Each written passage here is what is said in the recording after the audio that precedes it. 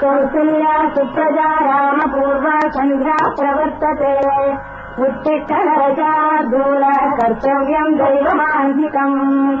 कौसल्या सुप्रजा रामपूर्वा सन्ध्या प्रवर्तते उत्तिष्ठ नरशार्दूल कर्तव्यम् दैवमान्धिकम् उत्तिष्ठ उत्तिष्ठ गोविन्द उत्तिष्ठ गरुडध्वज उत्तिष्ठ कमलाकान्ता त्रैलोक्यम् मङ्गलम् कुरु उत्तिष्ठ उत्तिष्ठ गोविन्द उत्तिष्ठ गरुडध्वज उत्तिष्ठ कमलाकान्ता त्रैलोक्यम् मङ्गलम् कुरु मातः समस्त जगताम् मधुकैटभारेः वक्षो विहारिणि मनोहर दिव्यमूर्ते श्रीस्वामिनि श्रुत जनप्रियदानशीले श्रीवेङ्कटेश दयिते तव सुप्रभातम् मातः समस्त जगताम् मधुकैटभारेः वक्षो विहारिणि मनोहर दिव्यमूर्ते श्रीस्वामिनि श्रुत जनप्रियदानशीले श्रीवेङ्कटेश दयिते तव सुप्रभातम् तव सुप्रभातमरविन्दलोचने भवतु प्रसन्नमुखचन्द्रमण्डले विधिशङ्करेन्द्रवनिताभिरक्षिते वृषशैलनाथरहिते दयानिधे अत्र्यादिसप्तरिषयस्वमुपास्य सन्ध्याम् आकाशसिन्धुकमलानि मनोहराणि आदाय पादयुगमर्चयितुम् प्रपन्नाः शेषाद्रिशेखर विभो तव सुप्रभातम् पञ्चाननाब्जभवषण्मुखवासवाद्या त्रैविक्रमादिचरितम् विबुधा सुरन्ति भाषापतिः पठति वासवशुद्धिमारात् शेषाद्रिशेखर विभो तव सुप्रभातम् ईशप्रफुल्लतरतीरुफलारिकेन पूर्वद्रुमादितु मनोहरपालिकानाम् शेषाद्रिशेखर विभो तव सुप्रभातम् उन्मील्यनेत्रयुगमुत्तम पञ्चरस्था पात्रावशिष्टकदलीफलपायकानि भुक्त्वा सलीलमथकेलिशुकाः पठन्ति शेषाद्रिशेखर विभो तव सुप्रभातम् तन्त्री प्रदर्शमधुरस्वनया विपञ्च गायत्यनन्दचरितम् तव नारदोऽपि भाषा समग्रमसहृत्करचाररम्यम् शेषाद्रिशेखर विभो तव सुप्रभातम् भृङ्गावली च मकरन्दरसानुविद्धझङ्गारगीतनिनरैस्तवसेवनाय गिर्यात्युपान्तसरसीकमलोदरेभ्यः शेषाद्रिशेखर विभो तव सुप्रभातम् योषागणेन वरदद्भिमध्यमाने घोषालयेषु दधिमन्थनतीव्रघोषा रोषात् कलिम् विदधते ककुभश्च कुम्भा शेषाद्रिशेखर विभो तव सुप्रभातम् पद्मे च मित्र च तपत्र गतानि वर्गाः हर्तुम् श्रियम् कुवलयस्य निजाङ्गलक्ष्म्या भेरी निनादमिव बिभ्रति तीव्रनादम् शेषाद्रिशेखर विभो तव सुप्रभातम् श्रीमन्नभीष्टवरदाखिललोकबन्धो श्री श्रीनिवास जगदेकदयैक सिन्धो श्रीदेवतागृहभुजान्तर दिव्यमूर्ते श्रीवेङ्कटाचलपते तव सुप्रभातम् श्रीमन्नभीष्टवरदाखिललोकबन्धो श्री श्रीनिवास जगदेकदयैक सिन्धो श्रीदेवतागृहभुजान्तर दिव्यमूर्ते श्रीवेङ्कटाचलपते तव सुप्रभातम् श्रीस्वामि पुष्करिणिकाप्तवनिर्मलाङ्गाः श्रेयोर्धिनोहर विलिञ्चकनन्दनाद्याः द्वारे वसन्ति वरवेत्र हतोत्तमाङ्गाः श्रीवेङ्कटाचलपते तव सुप्रभातम् श्रीशेषशैलगरुडाचल वेङ्कटाभिनारायणाभिवृषभाभिवृषाभिमुख्याम् आख्याम् त्वदीयवदतेरनितम् वदन्ति श्रीवेङ्कटाचलपते तव सुप्रभातम् सेवापरा शिव सुरेश कृतानुधर्मदक्षोऽम्बुनाथ पवमानधनाधिनाः बद्धाञ्जलिप्रविलसन्निषशीर्षदेशा श्रीवेङ्कटाचलपते तव सुप्रभातम् भातीषु देवि खगराज मृगाधिराज नागाधिराज गजराज हयाधिराजाः स्वस्वाधिकारमहिमाधिकमर्थयन्ते श्रीवेङ्कटाचलपते तव सुप्रभातम् सूर्येन्दुभौमभुरवात्पदिकाय सौरिस्वर्धानुकेतुरिविषत्परिषत्प्रधानाः श्रद्धाकदाकचरमावधिदाकदाताः श्रीवेङ्कटाचलपते तव सुप्रभातम् सत्पादधूलिभरितस्फुरितोत्तमाङ्गाः स्वर्गापवर्गजनपेक्षैतान्तरङ्गाः कल्पागमाकलनयाकुलताम् लभन्ते श्रीवेङ्कटाचलपते तव सुप्रभातम् स्वर्गोपुराग्रशिखराणि निरीक्षमाणाः स्वर्गापवर्गपदवीम् परमाम् श्रयन्तः मर्त्या मनुष्यभुवने मतिमाश्रयन्ते श्रीवेङ्कटाचलपते तव सुप्रभातम् श्रीभूविनायक दयादिगुणामृताब्धे देवादिदेव जगदेकशरण्यमूर्ते श्रीमन्ननन्त गरुडाभिभिरक्षिताग्रे श्रीवेङ्कटाचलपते तव सुप्रभातम् श्रीपद्मनाभ पुरुषोत्तम वासुदेव वैकुण्ठमाधव जनार्दन चक्रपाणे श्रीवत्सचिह्न शरणागत पारिजात श्रीवेङ्कटाचलपते तव सुप्रभातम् कन्दर्पदत्तहर सुन्दर दिव्यमूर्ते कान्ताकुजाम्बुरुहसुग्मललोलदृष्टे कल्याण निर्मल गुणाकर दिव्यकीर्ते श्रीवेङ्कटाचलपते तव सुप्रभातम् नीलाकृते कमठकोर निसुम्भवर्णिम् स्वामिन् परश्वत तपोधन रामचन्द्र तेषाम् च रामयदुनन्दन कल्किरूप श्रीवेङ्कटाचलपते तव सुप्रभातम् येलालवङ्गधनसार सुगन्धितीर्थम् दिव्यम् वियस्तरिचिहेम घटेषु पूर्णम् धृत्वा जवैदिकशिखामणयः प्रविष्टाः तिष्ठन्ति वेङ्कटपते तव सुप्रभातम् भास्वानुदेति विगतानि करोरुहाणि सम्पूरयन्ति निनदैकविभोधिभङ्गाः श्रीवैष्णवाः सततमर्चितमङ्गलास्ते धामाश्रयन्ति तव वेङ्कट सुप्रभातम् ब्रह्मादयस्सुरवरात्महर्षयस्ते सन्तस्तनन्दनमुखास्तव योगिवर्याः धामास्तिके तव विमङ्गलवस्तुहस्ताः श्रीवेङ्कटाचलपते तव सुप्रभातम् लक्ष्मीनिवासनिरवद्य गुणैकसिन्धो संसारसागर समुत्तरणैकचेतो वेदान्तवेद्यनिज वैभवभक्तभोग्य श्रीवेङ्कटाचलपते तव सुप्रभातम् लक्ष्मीनिवासनिरवद्य गुणैकसिन्धो संसारसागर समुत्तरणैकचेतो वेदान्तवेद्यनिज वैभवभक्तभोग्य श्रीवेङ्कटाचलपते तव सुप्रभातम् इत्थम् वृषाचलपतेरिह सुप्रभातम् ये मानवाः प्रतिदिनम् पठितुम् प्रवृत्ताः तेषाम् प्रभातसमये स्मृतिरङ्गभाजाम् प्रज्ञाम् परार्थसुलभाम् परमाम् प्रसूते इत्थम् वृषाचलपतेरिह सुप्रभातम् ये मानवाः प्रतिदिनम् पठितुम् प्रवृत्ताः तेषाम् प्रभातसमये स्मृतिरङ्गभाजाम् प्रज्ञाम् परार्थसुलभाम् परमाम् प्रसूते कमलाकुचूर्चुककुङ्कुमतो निगचारुनितातुलनीलतनो कमलायतलोचनलोकपते विजयी भव वेङ्कटशैलपते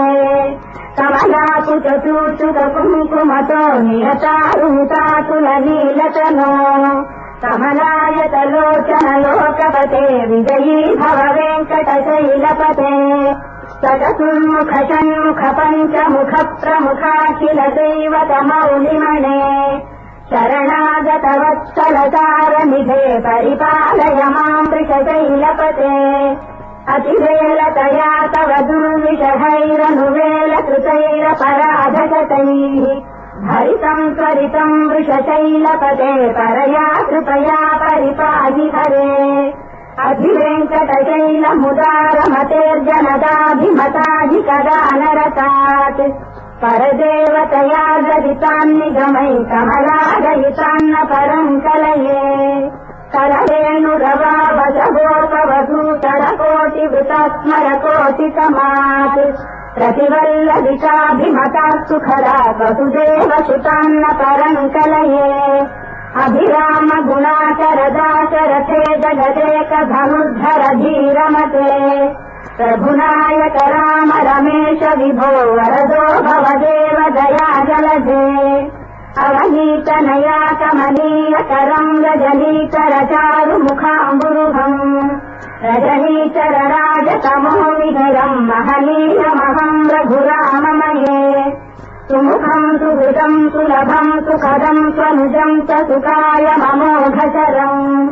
अपहाय रघुद्वहमन्यमहम् न कथञ्चन कञ्चन जातु भजे विना वेङ्कटेशम् ननाथो ननाथः सदा वेङ्कटेशम् स्मरामि स्मरामि हरे वेङ्कटेश प्रसीद प्रसीद प्रियम् वेङ्कटेश प्रयच्छ प्रयच्छ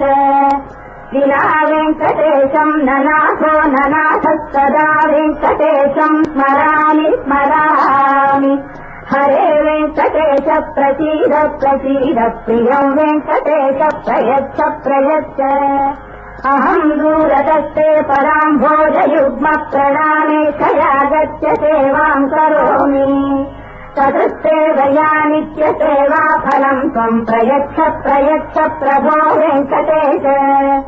अज्ञानिना मया दोषानशेषान् विहितान् हरे क्षमस्वत्वम् क्षमस्वत्वम् शेषशैलशिखामणे अज्ञानिना मया दोषानशेषान् विहितान् हरे क्षमस्वत्वम् क्षमस्वत्वम् शेषशैलशिखामणे ईशानाम् जगतोऽस्य वेङ्कटपतेर्विष्णोः पराम् प्रेयसीम्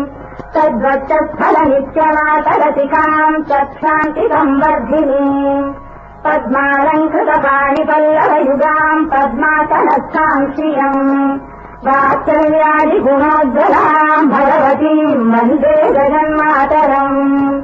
ईशानाम् जगतोऽस्य वेङ्कटपतेर्विष्णोः पराम् प्रेयसीम् तद्वक्षस्थलनित्यवासरसिकाम् चक्षान्तिसंवर्धिनीम् पद्मालङ्कृतपाणिपल्लवयुगाम् पद्मासनस्थाम् श्रियम् वात्सल्यादिगुणोज्ज्वलाम् भगवतीम् वन्दे जगन्मातरम् श्रीमन्कृपाजलनिधे कृत सर्वलोक सर्वज्ञ सत्तनभवत्तल सर्वशेषिम् स्वामीम् सुशीलसुलभाश्रितपारिजात श्रीवेङ्कटेश शरणौ शरणम् प्रपद्ये श्रीमन्कृपाजलनिधे कृत सर्वलोक सर्वज्ञ सत्तनभवत्तल सर्वशेषिम् स्वामीम् सुशीलसुलभाश्रितपारिजात श्रीवेङ्कटेश शरणौ शरणम् प्रपद्ये आनूपुराधिक सुजात सुगन्धि पुष्प सौरभ्य सौरभधरौ समसन्निवेशौ सौम्यौ सदानुभवनेति नवानुभाव्यौ श्रीवेङ्कटेश शरणौ शरणम् प्रपद्ये सद्योदिकादिकमुदित्तरसान्द्रराग सौरभ्य निर्भर करोरुपसाम्यवास्ताम् सम्यक् सुसाहसपदेषु विलेखयन्तौ श्रीवेङ्कटेश शरणौ शरणम् प्रपद्ये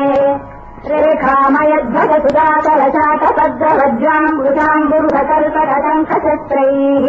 भव्यैरलङ्कृततलौ परतत्त्वचिह्नैः श्रीवेङ्कटेश शरणौ शरणम् प्रपद्ये ताम्रोदरद्विकराजितपद्मरागौ बाधैर्महोधिरविभूतमहेन्द्रनीलौ उद्धन्नकान्तु विरुदत्त शशाङ्कभासौ श्रीवेङ्कटेश शरणौ शरणम् प्रपद्ये तत्प्रेमभीतिकमलाकरपल्लवाभ्याम् संवाहनेऽपि तव विक्रममादधानौ कान्ताववाङ्मनसगोचरसौ कुमार्यौ श्रीवेङ्कटेश शरणौ शरणम् प्रपद्ये लक्ष्मीमलीदलमुरूपनिजानुभावनीलादिदिव्यमधिशीकरपल्लवानाम् आरुण्यसङ्क्रमणतस्थिरसान्द्ररागौ श्रीवेङ्कटेश शरणौ शरणम् प्रपद्ये गिरिजानमद्भिः शिवादिकिरीटकोटिप्रत्युत्पतित्तनवरत्नमः प्ररोहैः नीराजनाभिमुदारमुपादधानौ श्रीवेङ्कटेशचरणौ शरणम् प्रपद्ये विष्णौ पदे परमयुक्तिरप्रशंसौ यौ मद्धौत्तमिति भोजतयाप्युपातौ भूयस्ततेति तव पाणितरप्रतिष्ठौ श्रीवेङ्कटेशचरणौ शरणम् प्रपद्ये पार्थाय तत्सदृशसारथिनात्वयैव यौ दर्शितौ सचरणौ शरणौ व्रजेति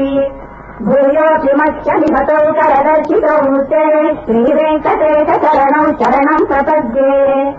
मन्मूढिकाविलपणे विकटाटवीषु श्रीवेङ्कटाद्रिशिखरे शिरसिस्तुतीनाम् चित्तेत्यनन्य मनसाम् सममाहितौ ते श्रीवेङ्कटेशचरणौ शरणम् प्रपद्ये अम्लानविक्षरवनीतरकीर्णपुष्पौ श्रीवेङ्कटाद्रिशिखराभरणायमानौ आनन्दिताखिलमनोनयनौ तवेतौ श्रीवेङ्कटेशचरणौ शरणम् प्रपद्ये प्रायः प्रपन्नजनताप्रथमावगाह्यौ मातुस्तनादिवशिशोऽमृतायमानौ प्राप्तौ परस्परतुलामतुलान्तरौ ते श्रीवेङ्कटेशचरणौ शरणम् प्रपद्ये तत्रोत्तरै सततसेव्यपदाम्बुजेन संसारतारकदयाद्रदिगञ्चलेन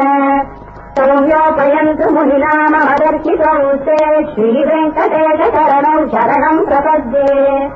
तत्रोत्तरै सततसेव्यपदाम्बुजेन संसारतारकदयाद्रदिगञ्चलेन सौम्योपयन्तु मुनिनामदर्शितौ ते श्रीवेङ्कटेशचरणौ शरणम् प्रपद्ये श्रीश्रियाधरिकया त्वदुपाय भावे प्राप्ते त्वयि स्वयमुपेय दया कुरन्त्या नित्याश्रिताय निरवद्य गुणाय तुभ्यम् शान्तिम् करो वृषगिरीश न जातु मह्यम् श्रीश्रियाधरिकया त्वदुपाय भावे प्राप्ते त्वयि स्वयमुपेय दया कुरन्त्या नित्याश्रिताय निरवद्य गुणाय तुभ्यम् शान्तिम् करो वृषगिरीश न जातु मह्यम् श्रियस्कान्ताय कल्याणनिधये निधयेऽर्थिनाम् श्रीवेङ्कटनिवासाय श्रीनिवासाय मङ्गलम् श्रियस्कान्ताय कल्याणनिधये निधयेऽर्थिनाम् श्रीवेङ्कटनिवासाय श्रीनिवासाय मङ्गलम् लक्ष्मीकविभ्रमालोकशुद्धम् विभ्रमचक्षुषे चक्षुषे सर्वलोकानाम् वेङ्कटेशाय मङ्गलम् श्रीवेङ्कटाद्रिशृङ्गाद्रमङ्गलाभरणाञ्जले मङ्गलानाम् निवासाय श्रीनिवासाय मङ्गलम् सर्वावयवसौन्दर्यसम्पदा सर्वचेतसाम् सदा सम्मोहनायास्तु वेङ्कटेशाय मङ्गलम् नित्याय निरवध्याय सत्यानन्दचिदात्मने सर्वान्तरात्मने श्रीमद्वेङ्कटेशाय मङ्गलम् स्वतः सर्वशक्तये सर्वशेषिणे सुलभाय सुशीलाय वेङ्कटेशाय मङ्गलम् परस्मै ब्रह्मणे पूर्णकामाय परमात्मने त्रयीरे परतत्त्वाय वेङ्कटेशाय मङ्गलम् आकारतत्त्वमशान्तमात्मनामनुपश्यताम् अतृत्यमृतरूपाय वेङ्कटेशाय मङ्गलम् प्रायत्तरणौ पुंसाम् शरण्यत्वेन पाणिना कृपया विगते श्रीमद्वेङ्कटेशाय मङ्गलम् दयामृततरङ्गिण्या तरङ्गैव शीतलैः अभाङ्गैः सिञ्चते विश्वम् वेङ्कटेशाय मङ्गलम् प्रद्भूषाम्बरदेशीनाम् सुतमावसमूर्तये सर्वात्मिकमनायास्तु वेङ्कटेशाय मङ्गलम् श्रीवैकुण्ठविरक्ताय स्वामि पुष्करीतटे रमयाय ममानाय वेङ्कटेशाय मङ्गलम् श्रीवैकुण्ठविरक्ताय स्वामि पुष्करीतटे रमयाय ममानाय वेङ्कटेशाय मङ्गलम् श्रीमत्सुन्दरजामातृमुनिमानसवासिने सर्वलोकनिवासाय श्रीनिवासाय मङ्गलम् मङ्गलाशासनपरैर्मदाचार्य पुरोगमैः सर्वैः पूर्वैराचार्यैः सत्कृतायास्तु मङ्गलम्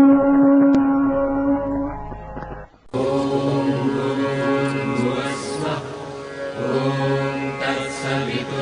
तत्सवितुर्वरेण्यं भर्गो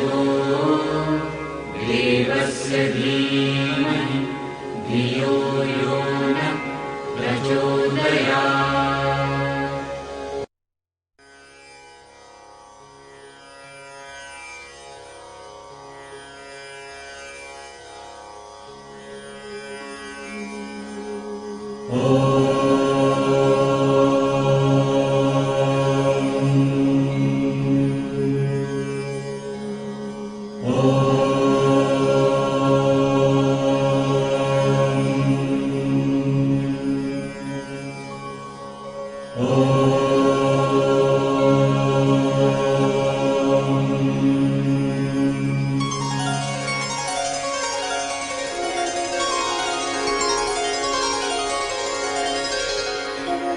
वक्रतुण्ड महाकाय सूर्यकोटि समप्रभ निर्विघ्नं कुरु मे देव सर्वकार्येषु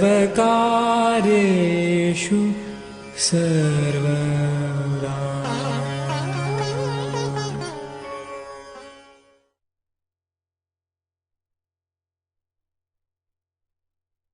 श्रीवक्रतुण्ड महाकाय कोटिसूर्यसमप्रभा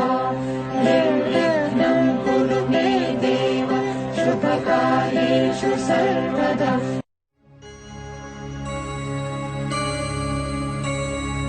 ॐ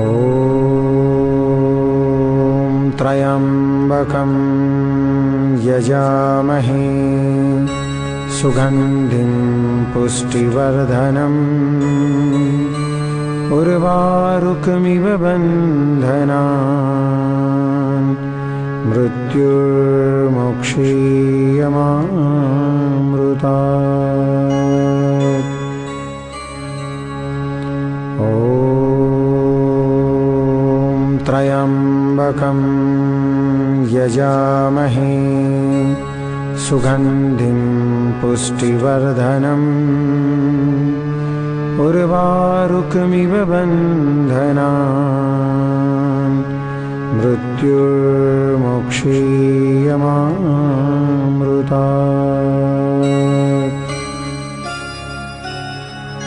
ॐ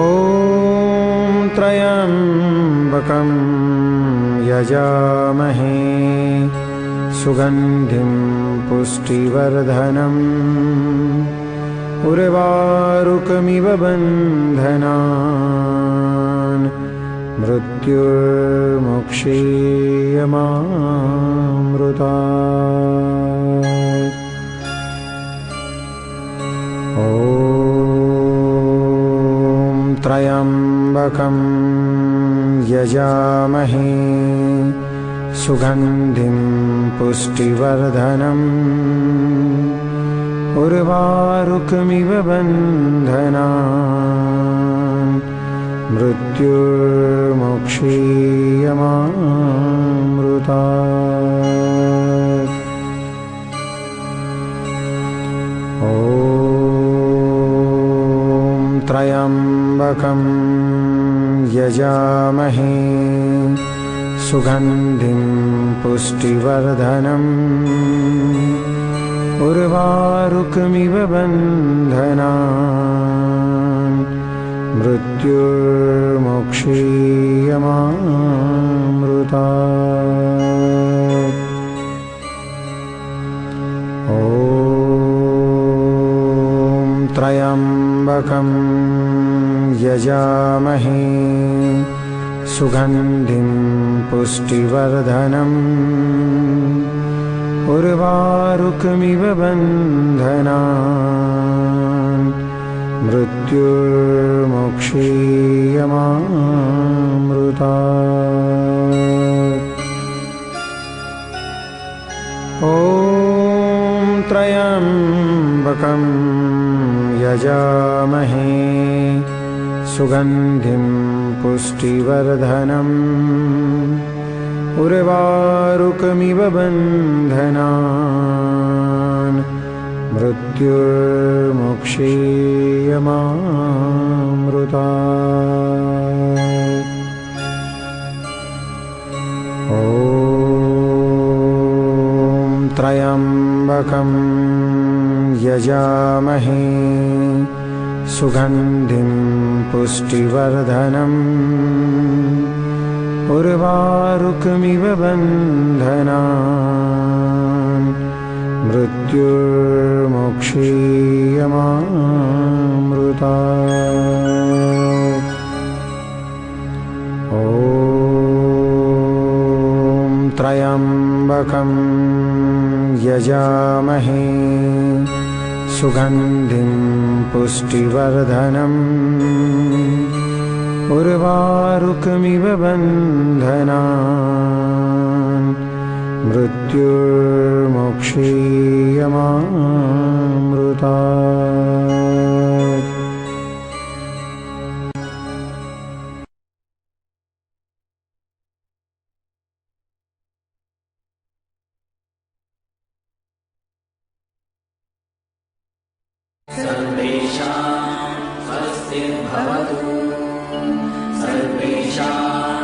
शान्तिर्भवतु, सर्वेषां पूर्णं भवतु, सर्वेषां मङ्गलं भवतु, सर्वे भवन्तु सुखिनः, सर्वे सन्तु निरामयाः, सर्वे भद्राणि पश्यन्तु,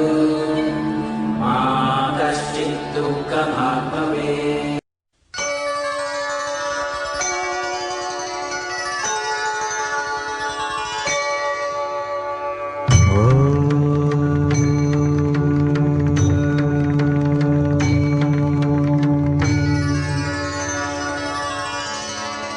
वक्रतुण्डमहाकाय सूर्यकोटि समप्रभ निर्विघ्नं कुरु मे देव सर्वकार्येषु सर्वदा। ॐ गणपतये नमो नमः, श्रीसिद्धिविनायक नमो नमः, अष्टविनायक नमो नमः,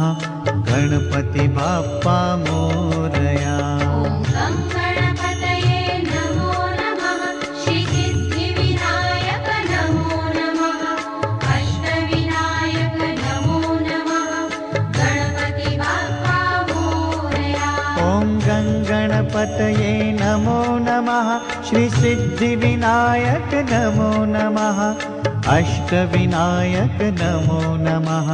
गणपति बाप्पा मोरया। ॐ गणपतये नमो नमः, श्रीसिद्धिविनायक नमो नमः, अष्टविनायक नमो नमः, गणपति बाप्पा मोरया।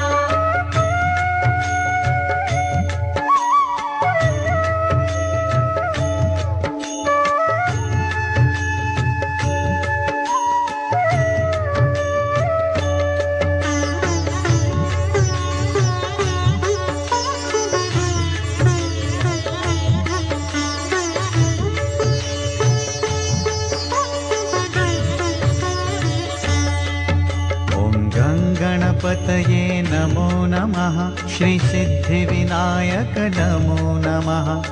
अष्टविनायक नमो नमः, गणपति बाप्पा मोरया। ॐ गणपतये नमो नमः, श्रीसिद्धिविनायक नमो नमः, अष्टविनायक नमो नमः, गणपति बाप्पा मोरया। ॐ गणपतये नमो नमः, श्रीसिद्धिविनायक नमो नमः, अष्टविनायक नमो नमः, गणपति बाप्पा मोरया। ॐ गणपतये नमो नमः, श्रीसिद्धिविनायक नमो नमः, अष्टविनायक नमो नमः, गणपति बाप्पा मोरया।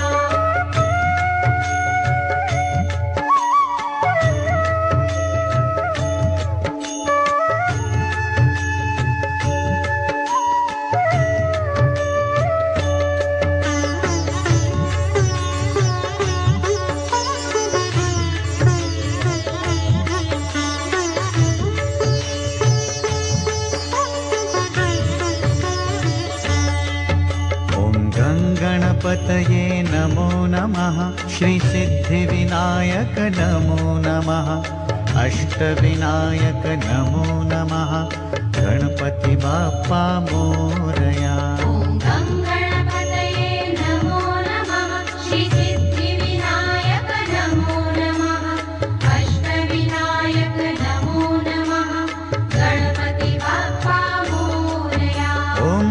गणपतये नमो नमः श्री सिद्धिविनायक नमो नमः अष्टविनायक नमो नमः गणपति बाप्पा मोरया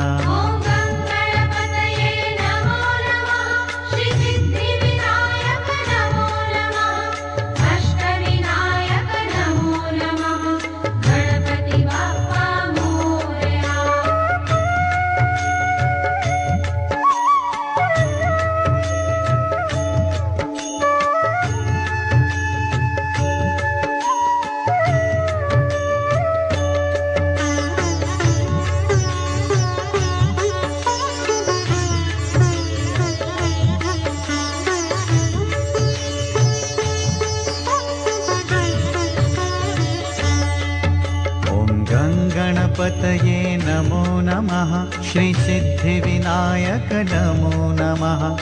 अष्टविनायक नमो नमः गणपति बाप्पा मोरया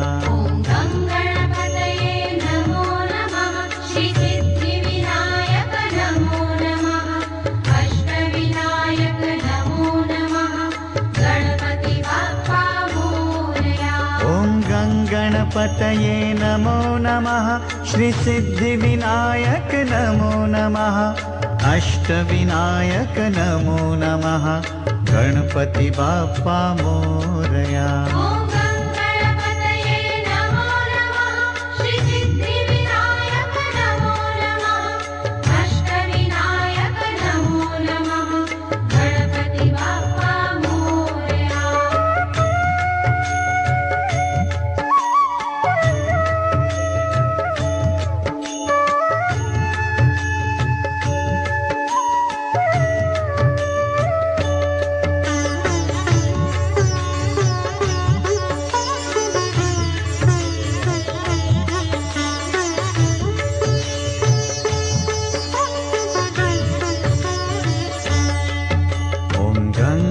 गणपतये नमो नमः श्री सिद्धिविनायक नमो नमः अष्टविनायक नमो नमः गणपति बाप्पा मोरया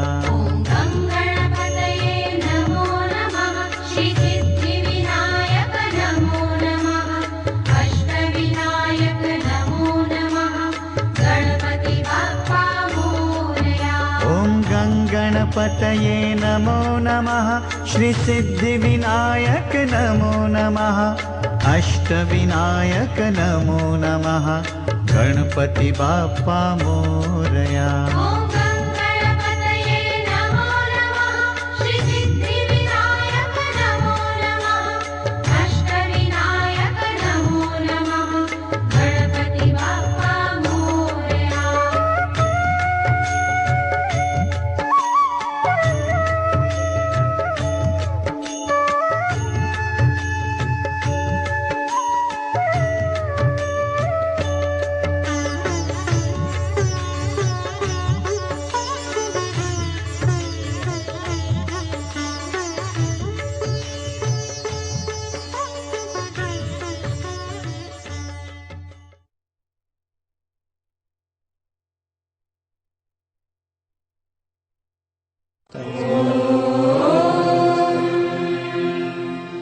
असतो मा सद्गमय तमसो मा ज्योतिर्गमय मृत्योर्मा अमृतं गमय ॐ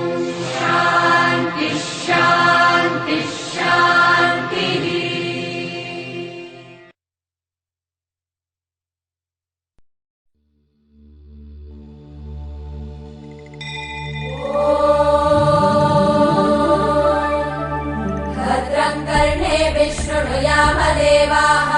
भद्रं पश्येमांशभिर्यजत्राः स्थिरैरङ्गैः स्तुष्टुवागुंसस्तनूभिः यशेम देवहितं यदायुः स्वस्ति न इन्द्रो वृद्धश्रवाः स्वस्ति न पूषा विश्ववेदाः स्वस्ति नस्तार्क्ष्यो अरिष्टनेमिः स्वस्ति नो बृहस्पतिर्ददातु ॐ शान्ति शान्ति शान्तिः ॐ योपां पुष्पं वेद पुष्पवान् प्रजावान् पशुमान् भवति चन्द्रमा वा अपां पुष्पं पुष्पवान् प्रजावान् पशुमान् भवति य एवं वेद योपामायतनं वेद आयतनवान् भवति अग्निर्वा अपामायतनम् आयतनवान् भवति योऽग्नेरायतनं वेद आयतनवान् भवति आपो वा अग्नेरायतनम् आयतनवान् भवति य एवं वेद योपामायतनं वेद आयतनवान् भवति वायुर्वा अपामायतनम् आयतनवान् भवति यो वायोरायतनं वेद आयतनवान् भवति आपो वै वायोरायतनम् आयतनवान् भवति य एवं वेद योपामायतनं वेद आयतनवान् भवति असौ वै तपन्नपामायतनम् आयतनवान् भवति यो मुष्यतपत आयतनं वेद आयतनवान् भवति आपो वा अमुष्यतपत आयतनम् आयतनवान् भवति य एवं वेद योपामायतनं वेद आयतनवान् भवति चन्द्रमा वा अपामायतनम् आयतनवान् भवति यश्चन्द्रमस आयतनं वेद आयतनवान् भवति आपो वै चन्द्रमस आयतनम् आयतनवान् भवति य एवं वेद योपामायतनं वेद आयतनवान् भवति नक्षत्राणि वा अपामायतनम् आयतनवान् भवति यो नक्षत्राणामायतनं वेद आयतनवान् भवति आपो वै नक्षत्राणामायतनम् आयतनवान् भवति य एवं वेद योपामायतनं वेद आयतनवान् भवति पर्जन्यो वा अपामायतनम् आयतनवान् भवति यः पर्जन्यस्यायतनं वेद आयतनवान् भवति आपो वै पर्जन्यस्यायतनम् आयतनवान् भवति य एवं वेद योपामायतनं वेद आयतनवान् भवति संवत्सरो वा अपामायतनम् आयतनवान् भवति यः संवत्सरस्यायतनं वेद आयतनवान् भवति आपो वै संवत्सरस्यायतनम् आयतनवान् भवति य एवं वेद योऽप्सुनाभं प्रतिष्ठितां वेद प्रत्येव तिष्ठति ॐ राजाधिराजाय प्रसह्य साहिने नमो वयं वै श्रवणाय कुर्महे समे कामान् कामकामाय मह्यम् कामेश्वरो वै श्रवणो ददातु कुबेराय वै श्रवणाय महाराजाय नमः ॐ शान्ति शान्ति शान्तिः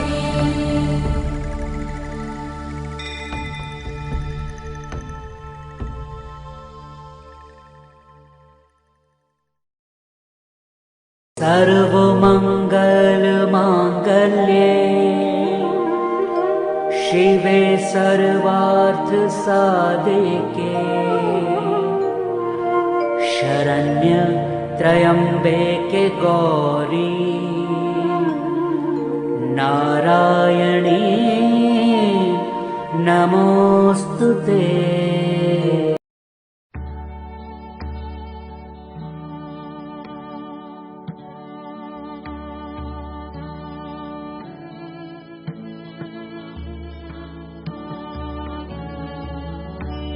This hymn,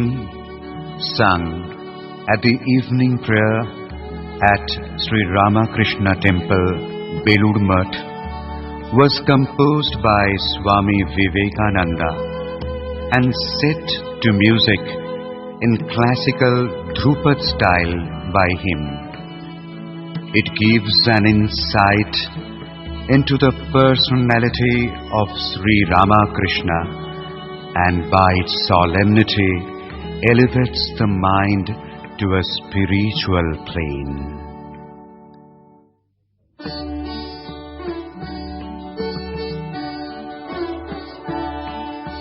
श्री रामकृष्ण मंदिर बेलूड़ मठ में संध्या आरती के समय गाए जाने वाले इस स्तोत्र की रचना स्वामी विवेकानंद जी ने स्वयं की थी तथा उसे परंपरागत संगीत के ध्रुव पद ताल में बांधा था। यह स्तोत्र श्री राम कृष्ण के दिव्य व्यक्तित्व के प्रति हमारे मन को आकृष्ट करता है तथा इसकी शालीनता हमारे मन को आध्यात्मिक राज्य में प्रविष्ट करा देती है।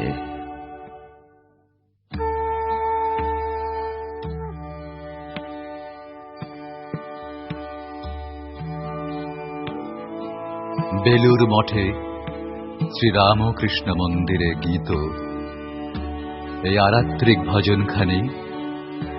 রচনা করেন স্বামী বিবেকানন্দ স্বয়ং। এই আরাত্রিক ভজনে স্বামী বিবেকানন্দই ধ্রুপদাঙ্গে সুরারোপ করেছেন। এই সুগম্ভীর সঙ্গীতে উন্মোচিত